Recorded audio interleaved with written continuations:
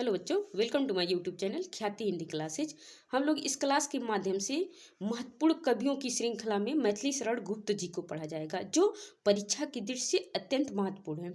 इसलिए कहीं भटकने की जरूरत नहीं है और तमाम कवियों के जीवन परिचय को या साहित्यिक परिचय को पढ़ने की जरूरत नहीं है। जो इस श्रृंखला में 2-3 कवियों का जीवन परिचय है उसी को पढ़ लीजिए, आपका 5 नंबर कंप्लीट है। तो आइए मैथिली शरण गुप्त जी के साहित्यिक परिचय को देखा जाता है। राष्ट्र कवि मैथिली शरण गुप्त का जन्म 3 अगस्त 1886 को चिरगांव जिला झांसी में हुआ था। इनके पिता का नाम राम शरण गुप्त था।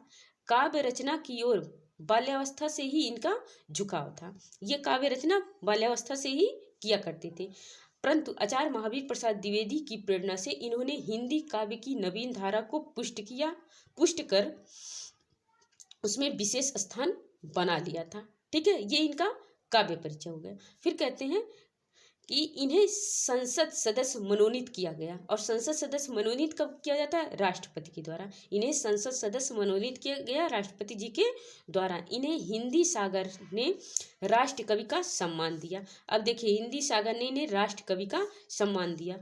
भारत का यह साधक 12 दिसंबर सन 1964 में गोलोकवासी हो गया, मतलब इनकी मृत्यु हो गई। फिर आगे है, गुप्त जी की कविताओं में कल्पना कविताओं में थी, बल्कि राम कृष्ण गौतम के चरित्र के माध्यम से मानव चरित्र था। नारी के प्रति, और बताते हैं, नारी के प्रति गुप्त जी की विशेष सहानुभूति थी। भारतीय नारी को त्याग एवं आदर्श की प्रतिमा बताते हुए लिखी गई 2 पंक्ति हिंदी काव्य की अमर निधि है। सारे बच्चे जानते होंगे, है क्या? अबला जीवन हाय तुम्हारी यही कहानी, आंचल में है दूध आंखों में है पानी। फिर है, मैथिली शरण गुप्त जी युग प्रतिनिधि कवि स्वीकार किए गए।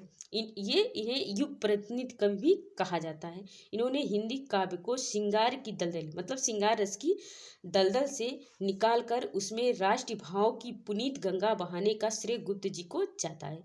ये सच्चे अर्थों में आधुनिक भारत के राष्ट्र कवि हैं। अपनी रचनाओं के लिए खड़ी बोली भाषा का प्रयोग किया। इनकी भाषा जो थी वो खड़ी बोली थी, तथा शैली के रूप में उपदेशात्मक एवं प्रबंधात्मक शैली का प्रयोग किया। फिर है रचनाएं। गुप्त जी की रचना संपदा जो है, मतलब रचना रूपी जो धरोहर है वो विशाल है। उनकी रचना है साकेत, ठीक है, जो आप लोगों के पाठ्यक्रम में ही है, कैकेयी का अनुताप, साकेत। दूसरी रचना भरत भारती, अनघ, पंचवटी, यशोधरा जो है ये एक चंपू काव्य है, जिसमें गौतम बुद्ध और उनकी पत्नी यशोधरा का वर्णन है आदि।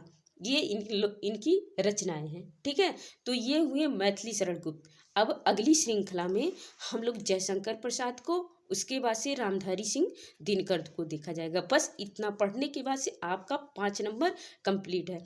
आप किताबों में देखेंगे तमाम दिया है, लेकिन साहित्यिक परिचय प्रश्नों में पूछता है, तो आपको साहित्यिक परिचय यही इतना लिखना है, साहित्यिक परिचय और रचना का नाम। ठीक है, आज की वीडियो में इतना ही। मिलते हैं अगली वीडियो में, तब तक के लिए धन्यवाद।